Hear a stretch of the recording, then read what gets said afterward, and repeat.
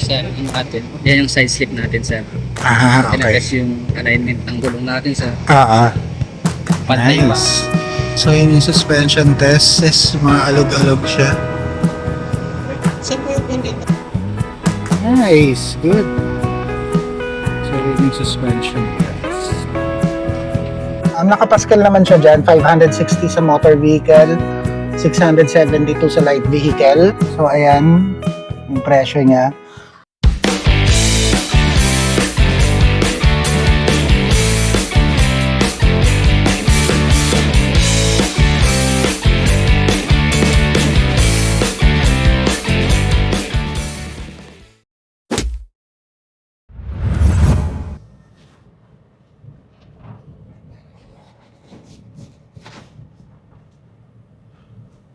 Alright, another good day.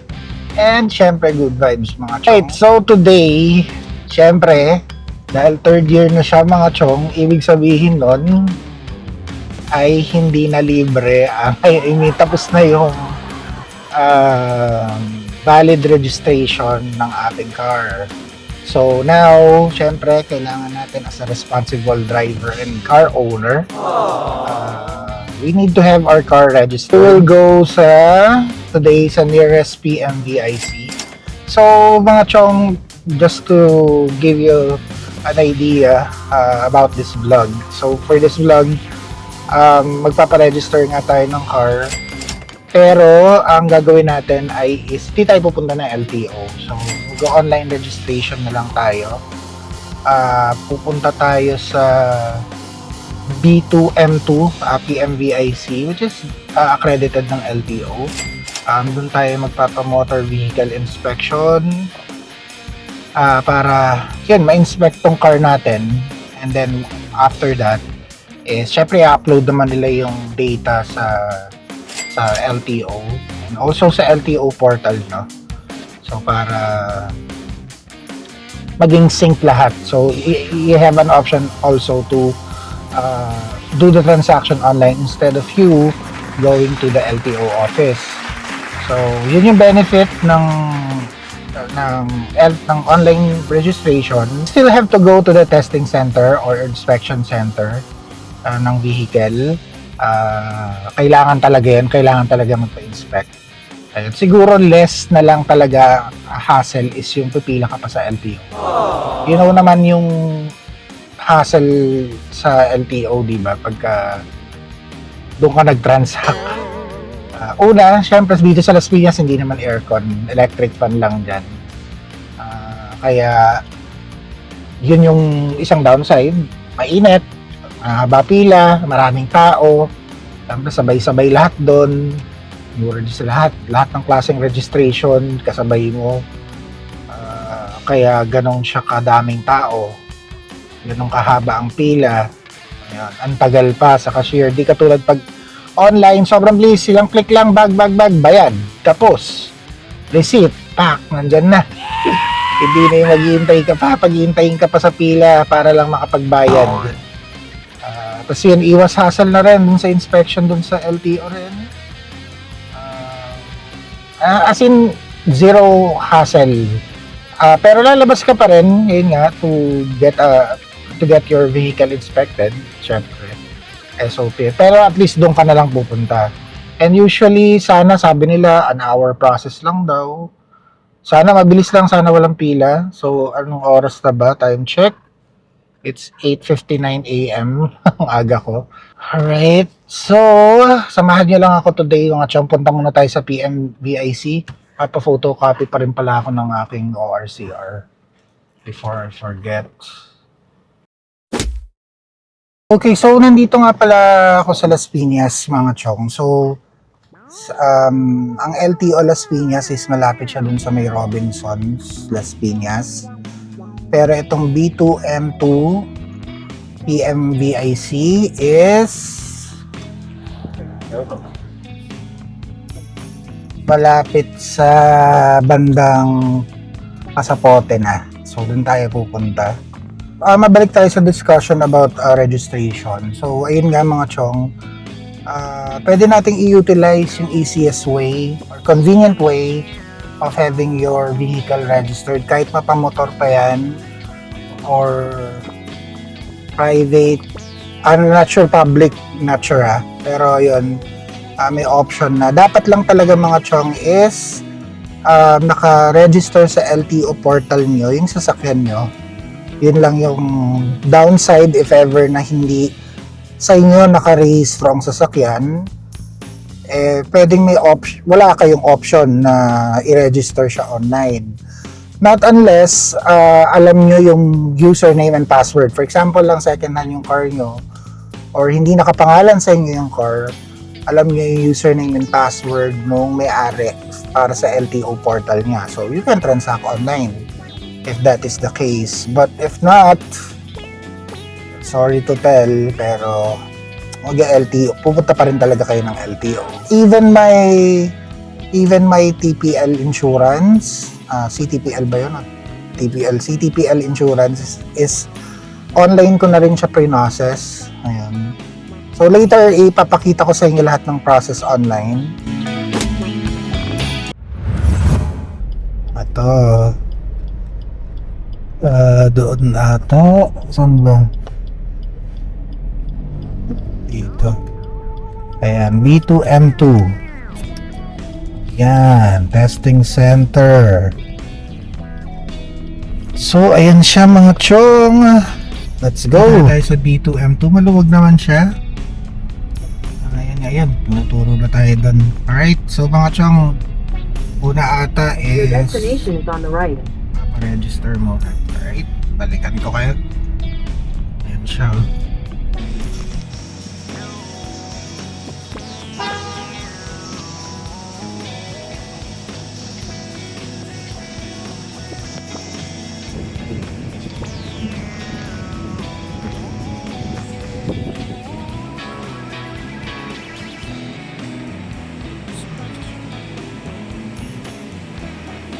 Alright, so maganda dito sa B2M2 is makikita nyo rin yung video, yung monitor dito sa lounge nila. Ayan, alright. Nice, diba?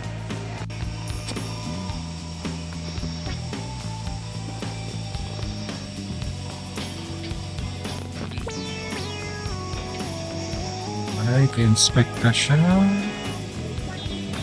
Ang luwag, ako lang nandito mga chong.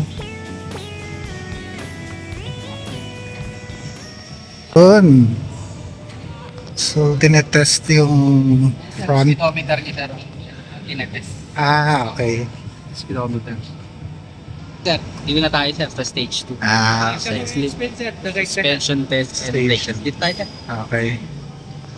And so, nasa brake and suspension test na tayo. And si Yogi. Yan. So, ito yung stage 2. Yan. Ito, sir, yung atin. Yan yung side slip natin, sir. Okay. Tinetest yung alignment ng gulong natin, sir. Nice. Pantay ba? Hmm. Sir, kailangan pa diretso talaga yung sasakyan.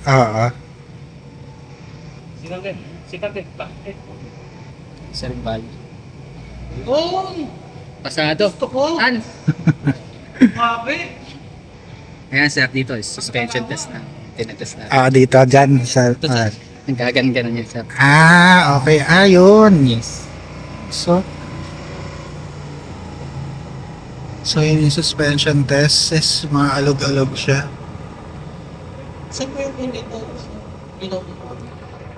Nice. Sa kapila natin yun, sir.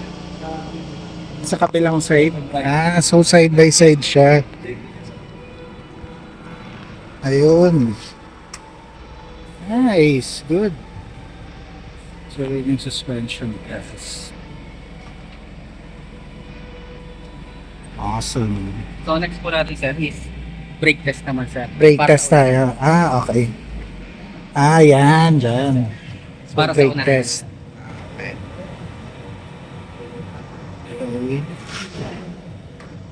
Sir, malakas. Yun. Very good daw yung brake. Pantay, tsaka pantay din, sir. Side seat naman sa loob. Okay. Sir, ang values natin. Yan. Pag lumagpas yan, sir, ng 7 or negative 7, ibig sabihin, hindi siya align, sir. Ganon. Pantay yung gulong.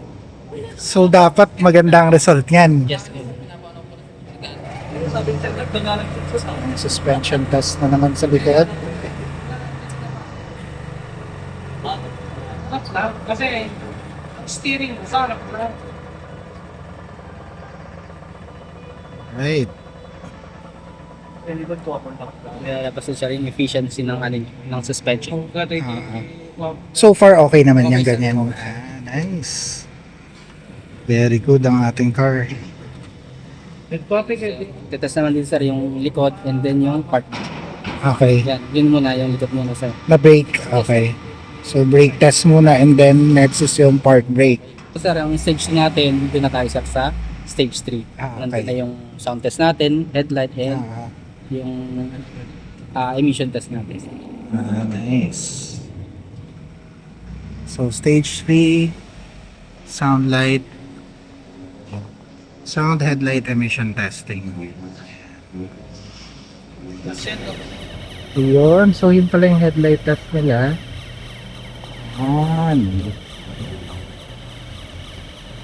Awesome, oh. Awesome dito sa B2M2, PMVIC.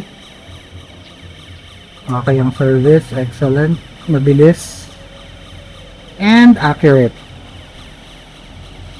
Yan, no?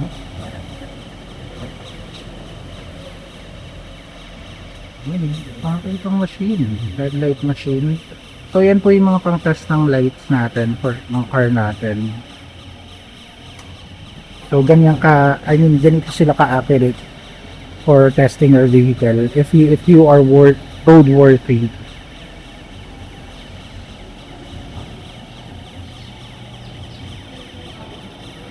So tapos na yung pag-test ng headlight. So sila mga chong, ang laki.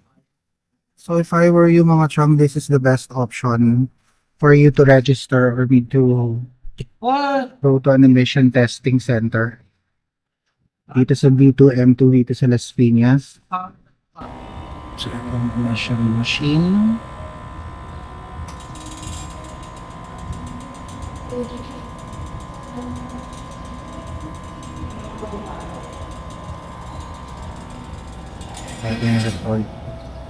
Mukhang pasada naman ng ating sasakyan sa resorts. So, nakikita nyo rin naman yung ginagawa nila. Labas na. Tapos na po mga sirs. Thank you. Anong pangalan mo ulit, sir? Engine Ace po. Ay, thank you, Sir Ace. Ayan, na BM2M2. Okay, so mga chong, tapos na tayo magpa PMVIC. Ang binayaran ko is 672. Ayan. Nakapaskal naman siya dyan. 560 sa motor vehicle. 672 sa light vehicle. So, ayan. Yung presyo niya. Yan, after natin magpa-PMVIC, naka-upload na yung details natin sa LTO portal. So, ayun, doon na natin siya babayaran. Then, print out. Then, that's it, mga chong. Ganun siya ka awesome. Doon sa PMVIC is excellent, mga chong. Hindi ako nag-spend ng an hour. Diyos ko, mga parang 30 minutes lang ata ako or 45. Matagal lang kasi nag-shoot ako. Actually, hindi naman matagal talaga. Hindi siya tumagal.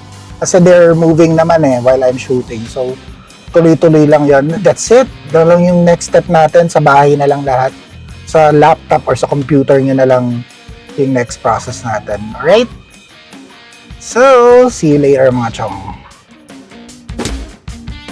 For the insurance mga chong, so ganito ang gawin natin. Type tayo ng insurance. CTPL insurance online. And then, let's choose this new na. Chong, hindi to sponsored Ayun, ano lang to. Sinashare ko lang for my experience. Mas madali siya. So, ito, pagdating nyo dito sa muna.ph is makakita kayo ng selection Of course, for us is yung private cars. Ayan. And then, may option na to scan certificate of registration or to enter vehicle details manually. So, since sa laptop ako is i-enter na lang natin yung details manually.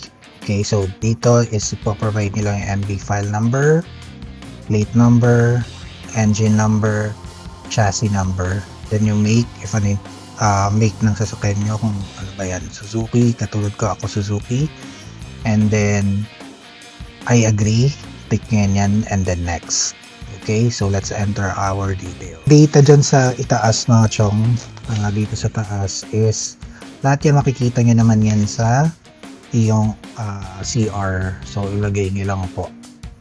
Ayan. So meron kayong mga option dito na pwedeng yung ilagay. So syempre tayo sa GCash na. Flash na kayo sa screen na to and you have an option na to email nga dun sa, and then makikita nyo na to payment reference and then policy number. Pwede nyo siyang i-download para may copy kayo ng policy nyo. Ayan, so PDF naman siya. So again, once na nagawa nyo na yan, pwede na kayo pumunta sa LTO portal, log in, and then syempre i-provide nyo lang lahat ng details dito, username nyo, password nyo, and itong security code and sign in. Alright? So nandito na kayo sa LTO portal, pupunta lang kayo sa vehicle, accept, please select your motor vehicle, and then renewal of registration, private, MV online, and then next. Ayan, makikita nyo lahat yan. So i-verify nyo lang isa-isa just to check kung nandyan na talaga yung mga details. So once na na-verify nyo na lahat yan mga chong, dito na kayo sa proceed to payment. And syempre for the options for proceed to payment mga chong is makikita nyo dyan yung mga options nyo, online options nyo na pwedeng gamitin para mabayaran ang inyong official receipt. So ito na yung babayaran ko for the payment. Ayan na yung total. Private MV online 1.6, legal research 10, and then yung convenience fee syempre. So nabayaran ko na siya and just a moment lang kayo. Ayan. So ito na yung data nyo. I mean ito na yung screenshot nyo na lang kung gusto nyo. So dito sa baba na section, pag nag-scroll down kayo, makikita yung transaction confirmation, official receipt. So ito, pwede nyo na itong pindutin and then pwede nyo nang i-download yung OR nyo. Thank you for watching mga chong. Again, keep that good times and good vibes rolling. Peace out.